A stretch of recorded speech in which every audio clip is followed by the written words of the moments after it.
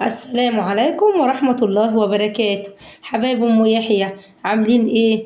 يا رب تكونوا بألف خير.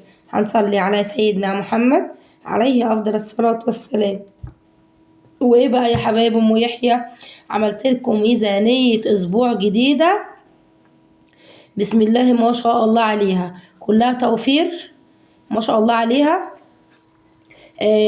الأكلات، أنواع الأكلات هتعجبكم وموفرة جدا، وبسم الله ما شاء الله عليها. ميزانية 7 أيام إن شاء الله. كده هقول لكم إيه إن شاء الله، نعمل إيه في ال7 أيام دول. غدا، ميزانية غدا 7 أيام. تعالوا كده يا حبايبي، نشوف بقى هنعمل إيه في ال7 أيام دول يا أم يحيى. بص يا قلبي، أول حاجة مبدئيا كده هنصلي على الرسول عليه الصلاة والسلام.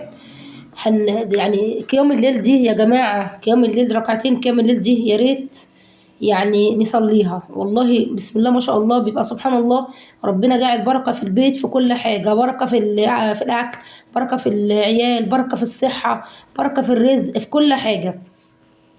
وزي ما ايه المثل بيقول، يعني كانت ستي تقول لي دايما ايه، المقدار على قد الدار. انت عارفين يعني بتقول لي المقدار، كل بيت ليه مقدار على قد الدار، يعني إيه؟ مقدار على قد بيته. يعني فعلا المثل ده بجد والله سبحان الله.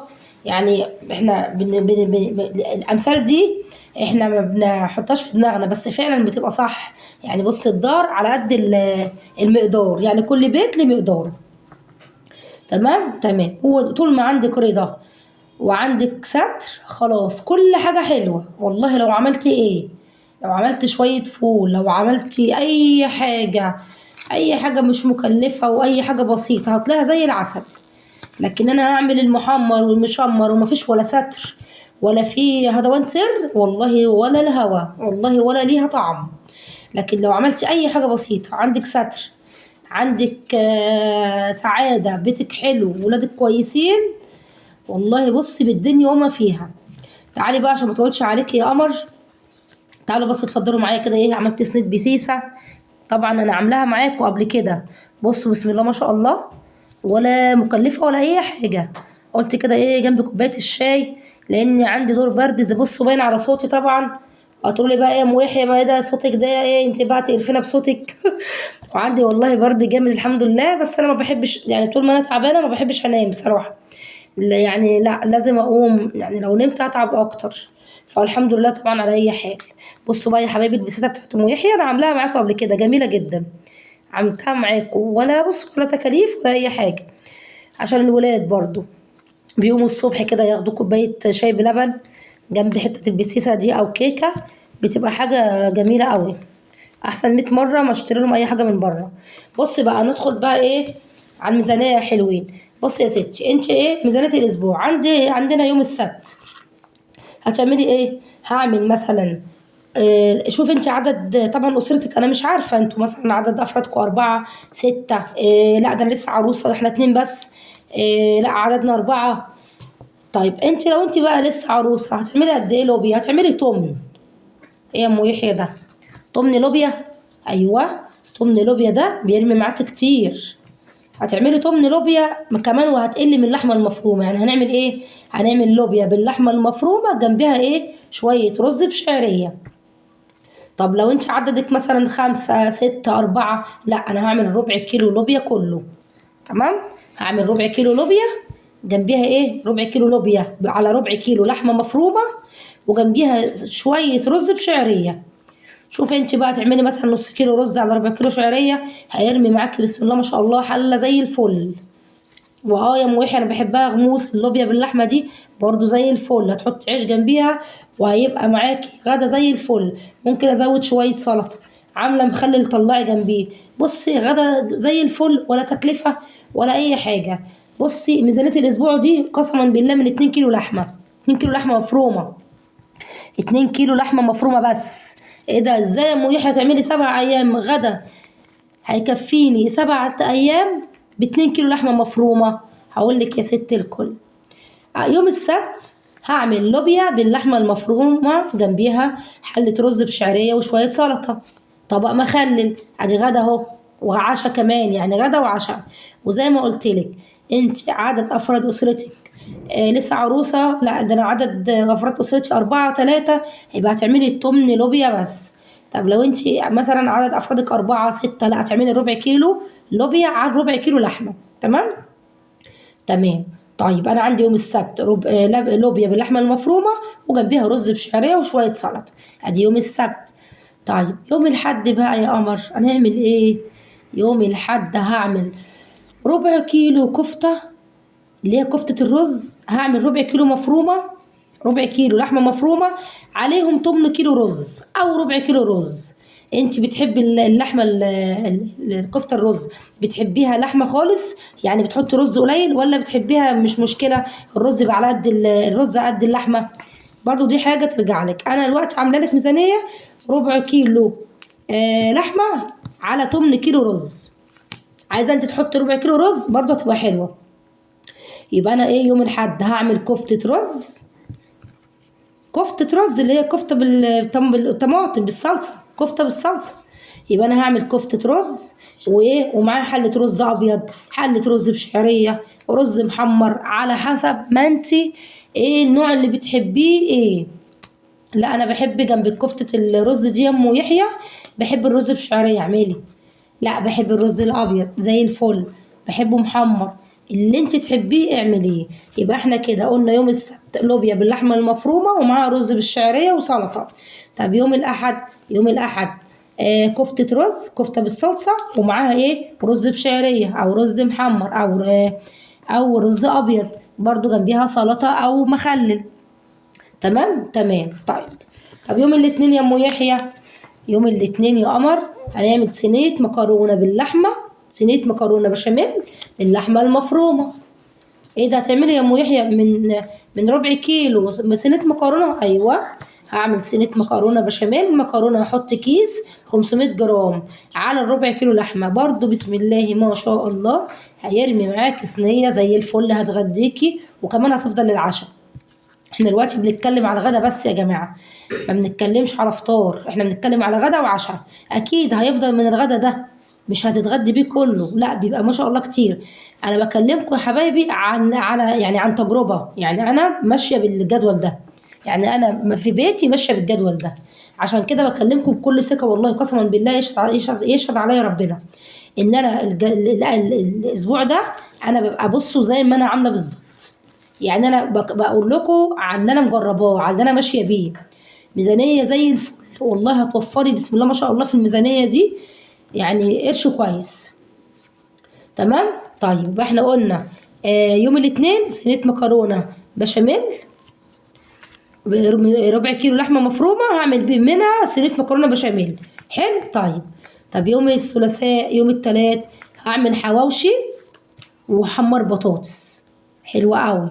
طب يا ام يحيى هو ربع كيلو لحمه هيعمل معايا حواوشي؟ ايوه هتمسكي ربع كيلو لحمه عليهم حته سمين، حته بقليه، حته دهنه، حته بوش. اهم حاجه زي ما انا اقول انا مصوره برضو في عندك الفيديو برضو يعني هتلاقي في الفيديوهات عندي ان انا برضو عامله الحواوشي معاكم. الربع انا كنت عامله يعني من نص كيلو، انت اعملي ربع على قد ايه، على قد اللي عندك، على قد ايديكي. يبقى الربع كيلو هحط عليه 3 بصلات، احط عليه قرنين فلفل، واحط بقى معلقه بهارات، واحده شوربه ماجي، البهارات بتاعتك فلفل اسمر، واحوجه كده واضرب مع البصل قرنين فلفل. لو انت بتحبي الشطه كده زي ام يحيى هيبقى معاكي بسم الله ما شاء الله. الربع كيلو لحمه ده هيعمل معاكي حوالي 5 رغيفه ولا حاجه. يبقى الربع كيلو لحمه هيعمل معايا احلى 5 رغيفة حواوشي، على حسب انت برضو ما تملي الرغيف، يعني ايه هيعمل معاكي ايه كام رغيف كده كويسين. يبقى يوم الثلاث هعمل حواوشي وبطاطس محمره حلوه قوي. طيب ويوم الاربع يا ام يحيى، يوم الاربع يا حبيبتي هتعملي ايه؟ هتعملي اللحمه مفرومه معصجه، لحمه معصجه زي اللي بنعصجها للجلاش، زي اللي بنعصجها للمكرونه البشاميل، اكيد كلنا طبعا عارفينها. اللحمه المعصجه دي بنعمل جنبيها دايما مكرونه ايه، مكرونه بالطماطم، مكرونه بالصلصه. ايه ده ما انت هتعمليها ممكن تعملي طواجن في الفرن، ممكن تجيبي مكرونه قلم وتعصجي اللحمه وتعملي احلى طواجن في الفرن من الربع كيلو لحمه ده. الربع كيلو يا ام يحيى لحمه يعمل لي طواجن مكرونه. ايوه والله بنجيبها من بره قسما بالله. يعني فين اللحمه ده؟ هم يا دوب معلقتين لحمه كده في الطاجن وعليها المكرونه، بسم الله ما شاء الله. وشوفي بقى سعره كام، والله سعره ما قليل. وبعدين انت هتجيبي اللحمه، شوفي بقى انت بتحبها مستورده يعني على قد ايدك، بتحب لا هجيبها بلدي اللي متيسره معايا وهجيبها بلدي زي الفل. لكن صدقيني المستورده برضو زي الفل بتبقى جميله وبنعملها، مش هضحك عليكي. يعني برضو احنا برضو ماشيين برضو من دي ومن دي. متيسره معاكي هاتي بلدي، لا انا هجيب اللي هي المستورده برضو زي الفل زي الفل، ما توقفيش على اي حاجه. تمام تمام يا حبيبتي. يبقى احنا يوم التلات قلنا حواوشي وبطاطس محمره. طب يوم الاربع قلنا لحمه مفرومه معصجه ومكرونه بالصلصه، حلوه قوي غدا زي الفل. طب يوم الخميس يا ام يحيى، يوم الخميس هتعملي صينيه مسقعه باللحمه المفرومه. مش هناكل مسقعه ورداحي، بصوا خلي بالكم كده من كلام، فتحوا لي ودانكم ودماغكم. احنا اهو بنعمل مسقعه بس ايه، مش ارداحي، لا دي باللحمه المفرومه. يبقى انا يوم الخميس هعمل صينيه مسقعه باللحمه المفرومه. طب يوم الجمعه بقى يا ام يحيى، يوم الجمعه بقى اجازه جوزي واجازه الولاد، لازم بقى كده اروق عليهم حلوه قوي. هنعمل لهم بقى احلى صينيتين رقاق. من نص كيلو لحمه مفرومه هعمل احلى صينيتين رقاق، واحمر كده بطاطس كده جنبيها كده بالتوابل الجميله ايه اللي انت بتعمليها. توابل البطاطس دي اللي هي كزبره على بهارات على بابريكا على بودره بصل بودره ثوم على ماجي اللي هي الماجي البودره دي. واضربي الكلام ده وحطي لهم معلقه ملح واضربي الكلام ده كده في مطرمان، واعملي التوابل دي للبطاطس المحمره بس. هتحمري البطاطس وتخرجيها من الزيت وتطلعيها كده على منديل او على اللي هو المناديل بتاعتنا، مناديل المطبخ. يا دوب وهي سخنه كده تروحي مقلباها بقى بالتتبيله دي كده، رش عليها شويه توابل. صدقيني والله مش هتبطلي تعمليها. والبطاطس ما شاء الله تبارك الله سعرها اليومين دول زي الفل.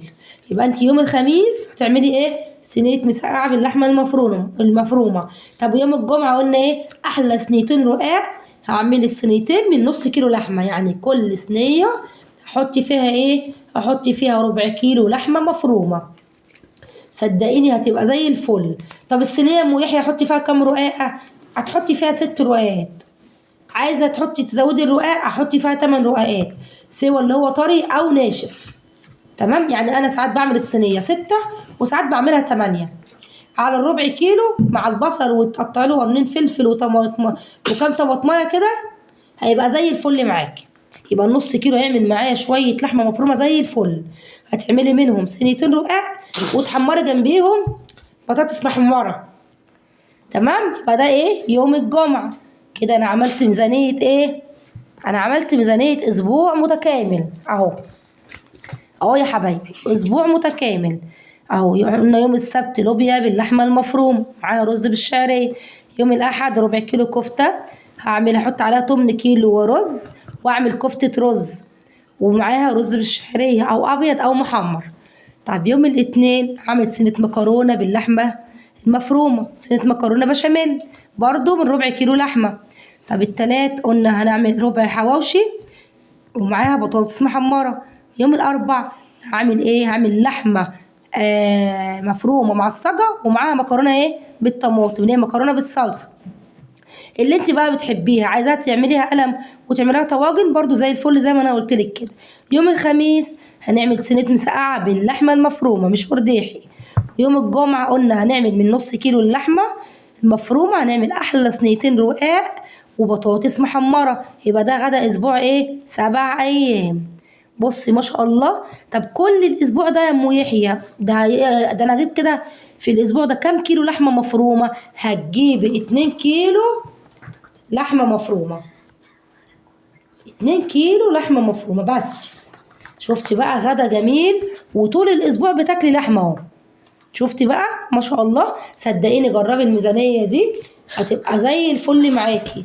انت بقى عايزه تبدلي الايام، مش لازم بقى تعملي السبت لوبيا، لا بدلي انت براحتك. يعني مثلا ممكن تعملي يوم السبت ممكن تعملي يوم السبت مثلا رقاق، لا لحمه مفرومه ومكرونه، انت بقى بدلي الايام على حسب ما انت عايزه. ان شاء الله باذن الله الميزانيه دي تعجبك. وما تنسيش بقى اللايك بتاعك الجميل ده اللي بيفرحني، وتعليقك الجميل ده، والله انا بفرح قوي بالتعليقات بتاعتكم دي. ربنا ما يا رب ما يحرمنيش منكم ولا من كلامكم الحلو يا حبايب ام يحيى. ان شاء الله الفيديو يعجبكم وتعملوا له اشتراك في القناه، بالله عليك ما تنسيش اللايك والاشتراك في القناه علشان تنوري القناه. مع الف سلامه، وان شاء الله يا حبيبتي اشوفك في فيديو جديد. مع الف سلامه.